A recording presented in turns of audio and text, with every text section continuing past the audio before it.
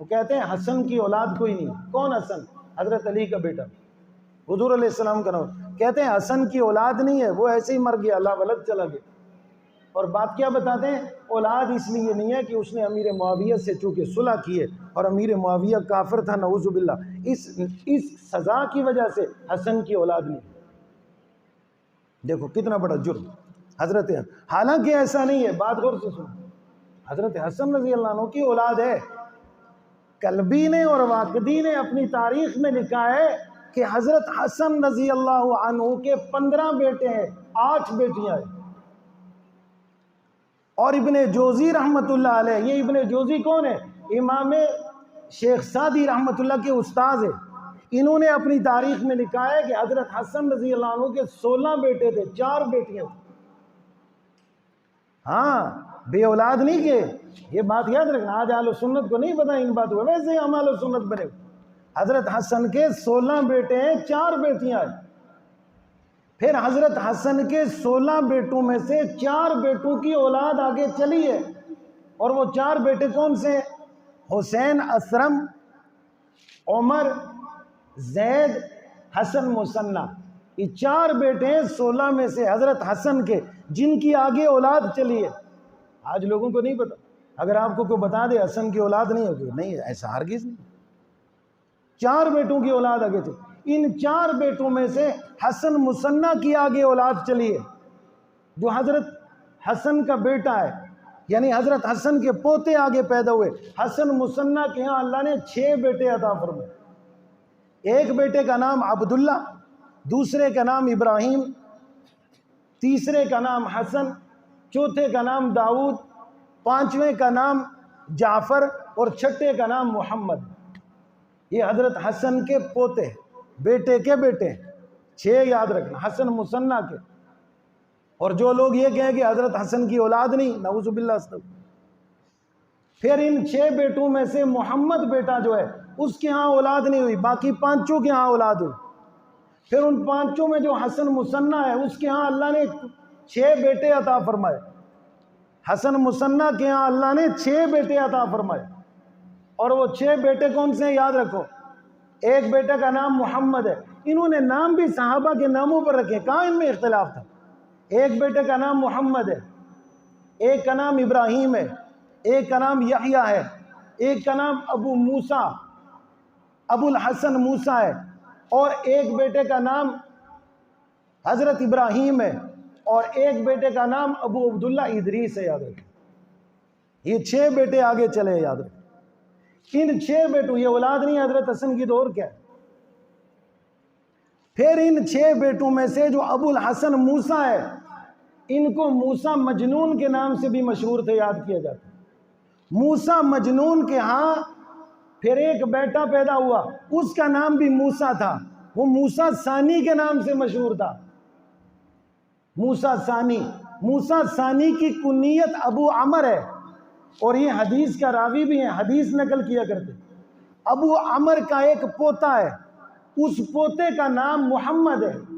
آگے محمد کا ایک پوتا ہے، اس کا نام عبداللہ ہے. آگے عبداللہ کا ایک بیٹا ہے، اس کا نام ابو صالح موسیٰ ہے. ابو صالح موسیٰ کا ایک بیٹا ہے، اس کا نام پیران پیر عبد القادر جیلانی رحمۃ اللہ. ہاں پیران پیر عبد القادر جیلانی رحمۃ اللہ حضرت حسن کی اولاد میں سے. مولانا عبد الرحمن جامی اپنی کتاب میں لکھتے ہیں کہ انہو علوی حسنی ثابت النسل سید کامل، کہ شیخ عبد القادر جیلانی رحمۃ اللہ ثابت النسل سید اور حسنی ہے، فاطمہ کی اولاد میں سے ہیں. فاطمہ رسول اللہ صلی اللہ علیہ وسلم کی بیٹی ہے. یاد تو کتنا جول ہے اور کتنی زیادتی ہے، کیا کہ حضرت حسن کی اولاد نہیں ہے، نعوذ باللہ. تو یہ باتیں ہمارے سمجھنے کی. ہم نے ان سے اعراض کیا، آج غیر لوگ اٹھا کے لے گئے ہمیں. آج ہمارے نوجوان بیچارے جو اپنے آپ کو سنی کہلواتے ہیں، بیچارے سینے پیٹ رہے. لیکن کون ان کو بتا، کہتے ہیں ایسی بات نہ کرو، فرقہ واریت ہے. کسی کو یہ بتانا میری ماں کون سی ہے، فرقہ واریت ہے. میرا باپ کون، آج تک کسی کو پتا تھا کہ حضرت پیران پیر کس کا بیٹا ہے. پھر آگے سنو، پیران پیر کے 49 بچے بچے ہیں. پیران پیر کو ماننے والوں سے پوچھو پتہ ہے کیا، 24 پیران پیر کے بچے زندگی میں فوت ہو گئے. پیران پیر جب دنیا سے جا رہے تھے 25 بچے بچے دنیا میں موجود تھے. سمجھ گئے؟ یہ ہمارا دین ہے، ہمارے سمجھنے کی بات ہے۔ آج ہم اپنے اکابر سے کٹے تو ہمارا نتیجہ یہاں پہنچا۔ آج دشمنوں نے ہمیں اس طرح سے گھیرا اور اس طرح سے پکڑا کہ ہمیں اپنے دین اسلام کا ہی پتہ کوئی۔ اس لیے کبھی غلطی نہ کھو، یہ ہمارے منبر اور محراب کی کمزوری ہے کہ امت کو یہ چیزیں نہیں بتائی کہ اگر لوگ جاہل لوگوں کو سنتے ہیں تو اس لیے کہ شاید ہم نہیں سناتے، شاید ہمارے ہاں یہ تذکرہ نہیں ہوتا۔ تو صحابہ کرام پاکیزہ لوگ ہیں، ایک جند جان لوگ ہیں، نبی پاک صلی اللہ علیہ وسلم کی مبارک جماعت ہے، ان کے اندر کوئی دراڑ، کوئی اختلاف، کچھ بھی نہیں ہے، یاد رکھیں۔ یہ پاکیزہ لوگ ہیں، یہ عزت دار طبقہ ہے، یہ بڑا جاندار اور شاندار طبقہ ہے، یاد رکھیں۔ اس لیے قرآن مجید نے فرمایا فَإِنْ آمَنُوا، اگر دنیا والو تم ایماندار بننا چاہتے ہو، بِمِثْلِ مَا آمَنْتُمْ بِهِ، تو ایسا ایمان چاہیے جیسا صحابہ کا ایمان، جیسا صحابہ کا ایمان تھا ویسا ایمان چاہیے۔ آپ سوچو اگر صحابہ ایمان پر نہیں ہے تو کون ایمان پر ہے؟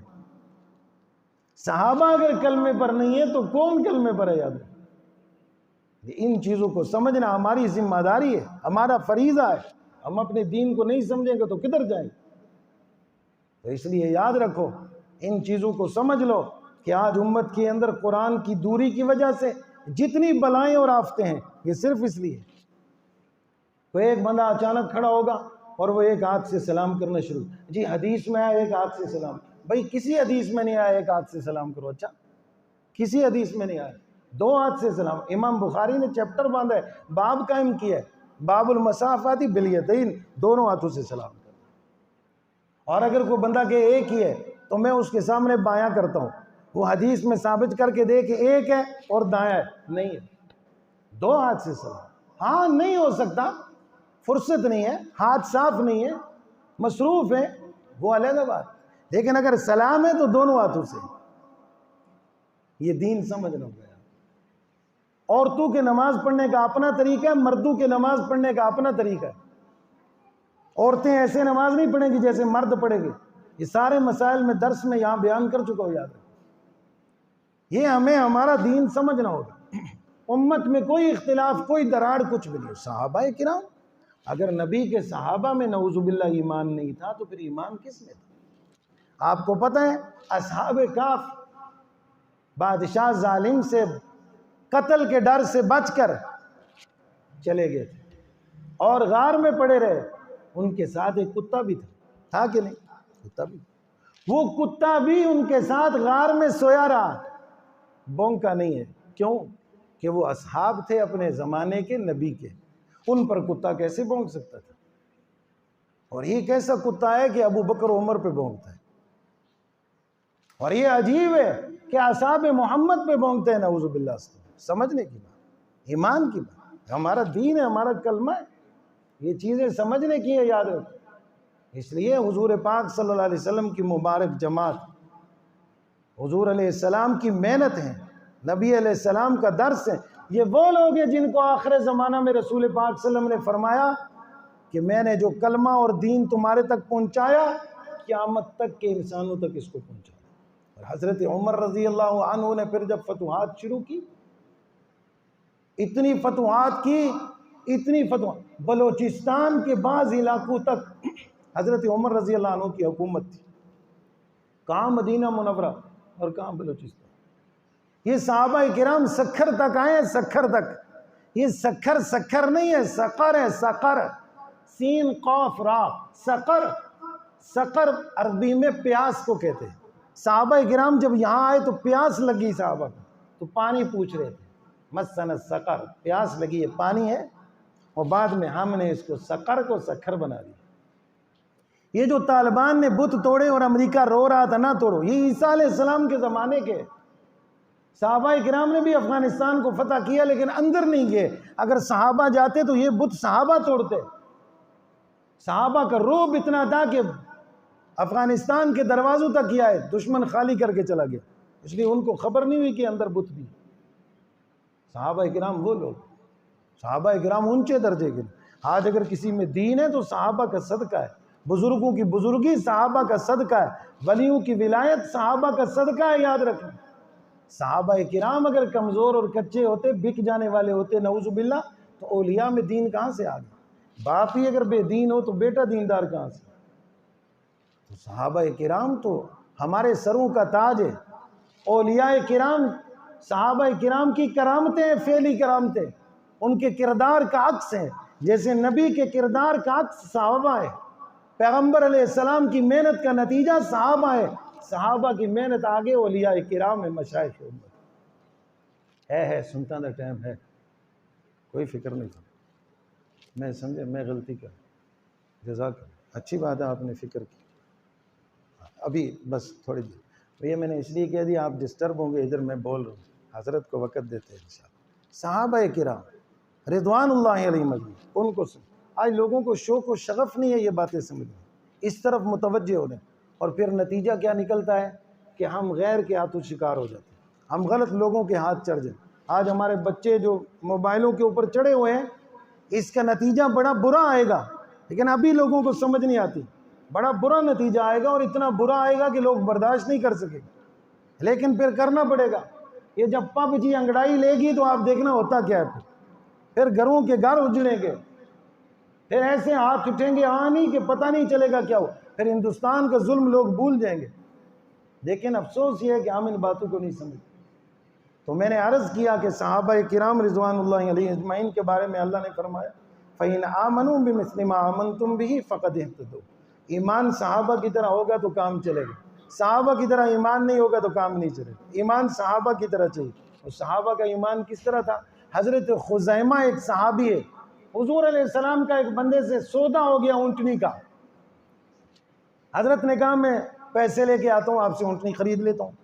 جب حضور علیہ السلام پیسے لے کے آئے تو اس کو ایک اور گاہک ٹکر گیا، اس نے پہلے لگے ہوئے ریٹ سے زیادہ دیے، جب حضور علیہ السلام آئے تو وہ مکر گیا، کہنے لگا میں نے آپ کو بیچا ہی نہیں۔ حضرت خزیمہ نے سنا کہ کوئی بات ہو رہی ہے، شور پڑا ہوا ہے، کیا وجہ ہے؟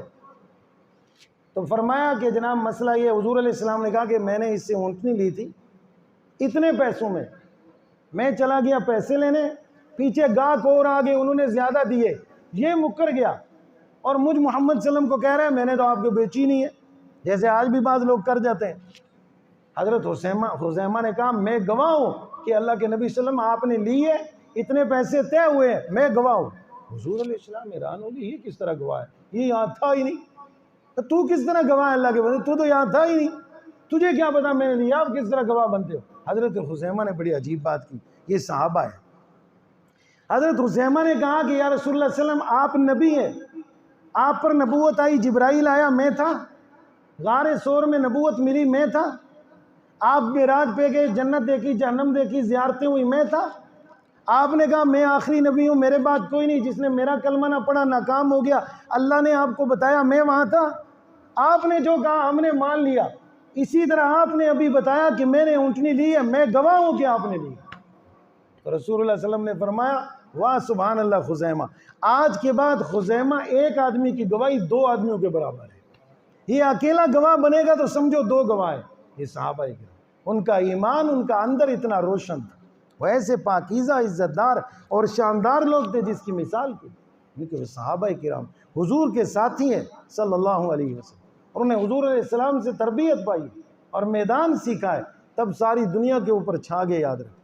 تو آج امت کو امت بن کے رہنا چاہیے اور قرآن مجید کو سمجھنا، جن کے ہاں قرآن ہی جھوٹا ہو اور جن کے ہاں صحابہ نعوذ باللہ شراب خور ہوں اور جن کے ہاں دین بدل چکا ہو، تو ان کے ہاں کس طرح اسلام کا دعویٰ ہو سکتا؟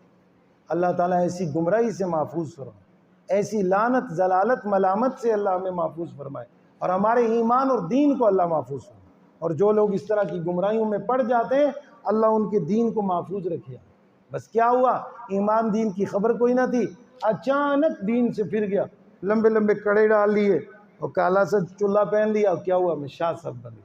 شاہ صاحب اس طرح تھوڑا بنتا ہے کہ اسلام کا پتہ کوئی نہ ہو، صحابہ کو غلط کہنا شروع کر دیا، قرآن کا منکر ہو گیا، اب شاہ صاحب بن گیا۔ شاہ صاحب اس طرح تھوڑا ہوتا ہے، شاہ تو وہی ہوتا ہے جو ہے، شاہ کا تعلق کفر کے ساتھ تھوڑا ہے، نعوذ باللہ۔ اس طرح یہ باتیں سمجھنی چاہیے، جب ان باتوں کو نہیں سمجھیں گے تو ہم گمراہی کے اندر پڑ جائیں گے، ہمارا ایمان برباد ہو جائے گا، ہم چلنے میں زندہ انسان نظر آ رہے ہوں گے لیکن ہمارا وجود زمین کے اوپر کوئی نہیں ہوگا۔